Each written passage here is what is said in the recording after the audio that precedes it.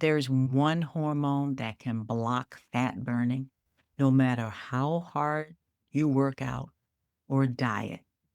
That hormone is insulin. And today I'm going to break it down for you so you can finally understand why managing insulin is a non negotiable for lasting weight loss and health. It's just a non negotiable.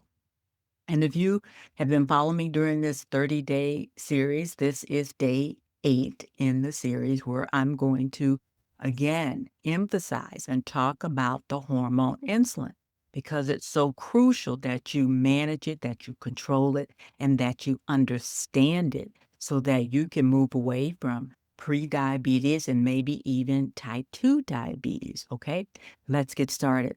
I'll introduce myself. My name is Almira Hinton. I am the RN Health Coach and creator of this 30-day series called You Are Unburdened, where we talk about the mental and the physical aspects of getting healthy. I'm also the creator of the podcast Nurse's Notes by Almira, where you can go find me over on your favorite podcast player like iHeartRadio, Apple Podcast, as well as Spotify. And of course, Nurse's Notes by Elmira is also on YouTube. And maybe you're looking at me over here too, but you can subscribe so that you don't miss a day of this You Are Unburdened series. All right. So welcome to day 8. And we're kicking off this second week, day 8, by diving into metabolism and hormones. And we're getting started with the queen bee of fat storage, and that's insulin. I know you've probably heard the word before, but maybe in connection with diabetes. But trust me, you don't have to be diabetic for insulin to play a major role in your weight or with your cravings or with your energy. This is a natural hormone. We need it. We have to have it, but we need to manage it also. Insulin is a hormone made by your pancreas, okay? It's made by your pancreas, and it's in response to when you eat or take in calories that have carbohydrates or sugar, glucose. Sometimes it's not so obvious that something is a carbohydrate and it stimulates the production of insulin. But one thing I'll tell you for certain and two for sure, if you're consuming a lot of things, particularly that have white flour in them, then you're consuming a high amount of carbohydrates, okay? White flour can be found in such things as pancakes, cookies, pretzels, all those things that we cook up and bake in white flour. And it's mainly because white flour has been processed and it's been stripped. It's been stripped of the fat layer and it's mainly left with just the carbohydrate layer, something that acts very quickly, just like sugar does. So when you consume things that are particularly made with white flour that has been stripped out, and all white flour has, it will stimulate the need for insulin by your pancreas. Now, its main job is to act like a key. It's a key that unlocks your cells to let in the glucose because your cells need glucose for energy, that's how it's used. So it's stored there. All right. And that's a good thing. We need insulin to survive. We would not be able to survive without insulin. All right. For it to be that mechanism, that key to the cells that unlocks the cell wall to allow the glucose to get inside for that energetic actions to occur. But when you eat too frequently, when you snack all day or you eat lots of processed carbs, because remember, a lot of our processed foods have the good things stripped out of them, like the fat and the fiber. The fat and the fiber are stripped out a lot of times. And again, particularly in white flour, the fat and the fiber layers have been stripped out, and all that's left with is the carbohydrate, which is just the glucose part of it. And your body starts to overproduce insulin in response to that carbohydrate not having any fiber in it. That's why I've talked before about not drinking juices like orange juice, grapefruit juice, or grape juice, those juices, because the fiber has been stripped away and you're just getting the full effect of the carbohydrate of the juice. Sometimes maybe 1 8-ounce glass of orange juice can be like eating 5 oranges. And you wouldn't eat 5 oranges because the fiber would make you feel so full. That's all stripped away when it's in the juice form. And that's why it's not really even good for kids because it's just pure carbohydrate getting stuffed right to them instead of the fiber that we all need also, okay? The results of eating this straight carbohydrate or the straight glucose, your cells get full of the glucose, all right? The insulin comes, unlocks, allows the glucose to flow in, and your cells fill up. And your liver gets full also. It gets full up. And that extra glucose gets stored as fat. And particularly when we're adults, it gets stored around the belly. It's stored around the belly.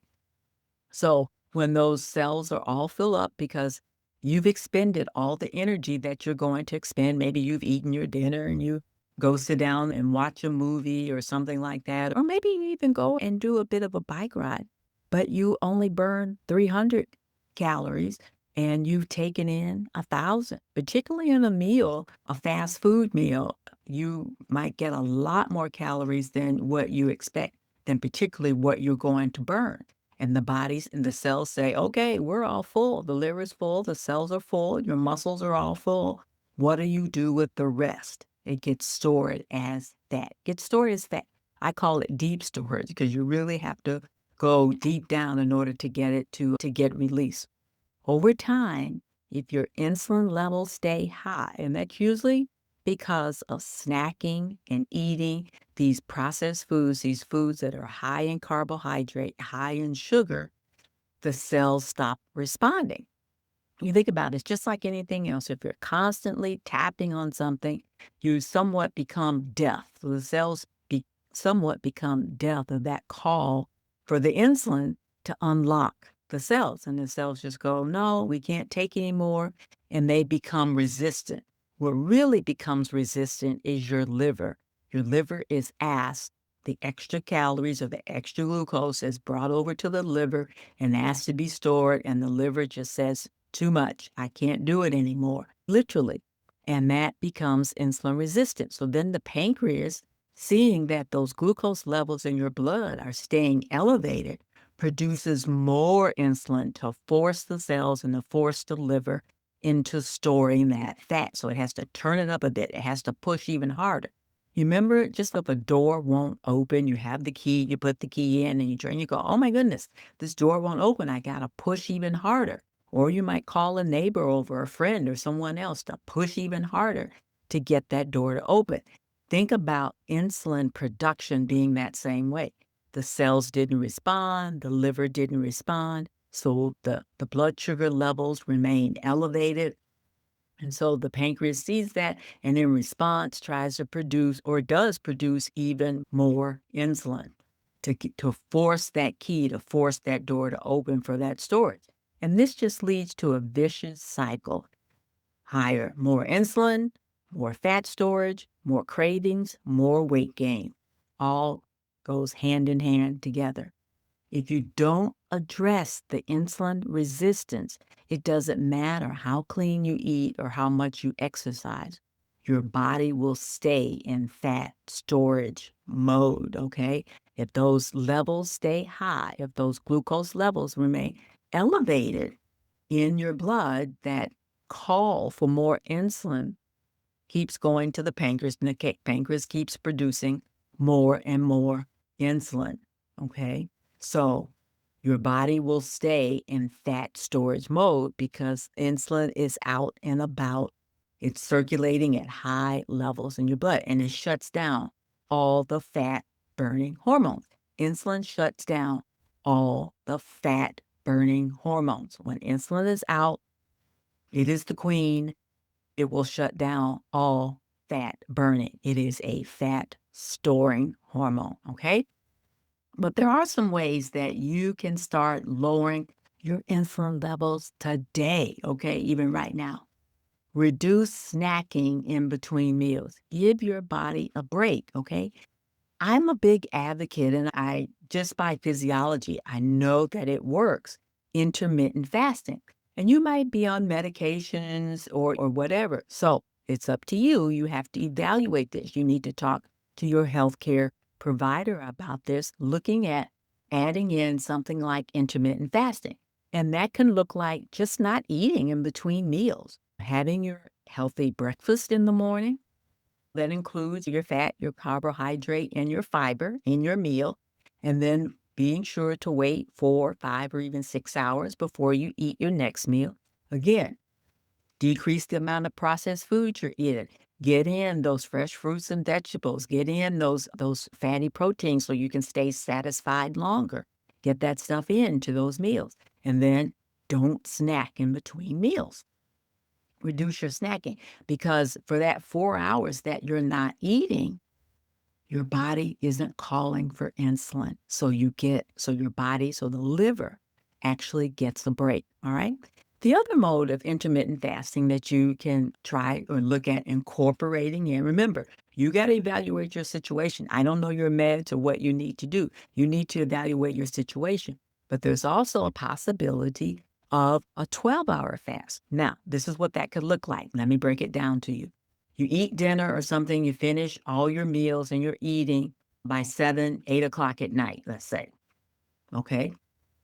Still drink water because you still need to stay hydrated. Still drink your water, your caffeine-free, your sugar-free teas, things like that. Have that. Stay hydrated. Very important, staying hydrated. But then you don't take in any food. You don't do any snacking after you've had that last meal at 7, 8 o'clock, or even 9 o'clock, if that's what it is for you. You stop eating, but you stay hydrated. You don't take your next, you go to bed, okay? So during most of this fast, you're sleeping. You go to bed, you wake up in the morning, and you don't consume any foods, any carbohydrates, fats, or things like that until it's been 12 hours. And so maybe it's 8 o'clock before you break your fast. That's called breakfast, breaking the fast. Maybe it's 8 o'clock, maybe it's 9 o'clock. So it's been that full 12 hours before you've taken your meal, but you still stay hydrated. You could get up in the morning and still drink your lemon water, your warm lemon water, or have your tea, your caffeine-free tea, but you don't eat until it's been 12 hours. So get as close to that 12 hours if you can. And if you can even get to 13, even better. Studies have shown great progress with that 13-hour fast or that 12-hour fast. You have given your body a break. It hasn't had to call for insulin for 10, 12, 13 hours. You've given your body a break. You've given your cells and your body a break. It has just called for any backup, any storage. It's burning your stored carbohydrates. It's burning your stored fat instead of having to use insulin to open the cells to unlock anything. You have literally gone into fat burning mode because your carbohydrates and your stores are being used instead. And if those weren't available, then your body goes into that deep storage and goes and gets that fat, okay? So that can really help support lowering your insulin levels and getting you into fat burning mode instead of burning carbohydrates, okay? The other thing that you can do is cut down on processed carbs, cut down on processed carbs and sugars. Look at eating more fruits and vegetables and meats that have fat in them so that you stay full longer. Increase healthy fats. Okay, I know you've heard about that, about avocados, looking at healthy fats and protein to stabilize your blood sugar, because none of those are glucose related, so they won't increase the glucose in your blood. So I always hesitate to say about animal proteins because some people don't eat animal proteins, and that's fine. But I'm going to refer to them a lot because eating turkey or ham or pork or something like that could be a healthy fat for you, and it'll help you stay full longer. Eating those types of proteins with fat or eating and including some fiber will help you stay full longer and stabilize your blood sugar, because those things, those fats and those proteins and those fibers typically don't put a call or a request in for insulin. So the blood sugar stays pretty stable. And then just like I talked about, explore intermittent fasting. And we'll talk about that more in tomorrow's episode. All right. So if you feel that this information has supported you in looking at making a change to your health so that you can be the healthiest version of you that you can possibly be, share this with someone, share it with someone. Be sure and subscribe and comment so that I know that this has supported you. Ask questions and I'll do my best to get answers to you.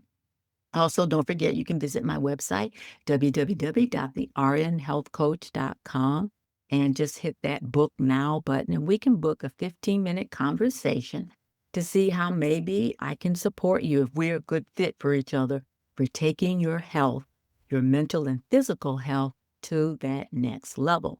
Because while we're talking about all this physiology of how insulin reacts and what insulin does, I want you to remember, why did you go and need that snack?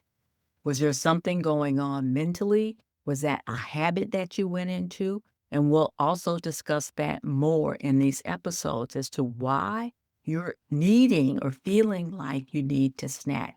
Are you using food for comfort during challenging times? Are you using food for comfort? Okay. Remember, this isn't about cutting out everything overnight. It's about understanding what's happening in your body, what's happening to you mentally and physically, so that you can make more empowered choices. All right.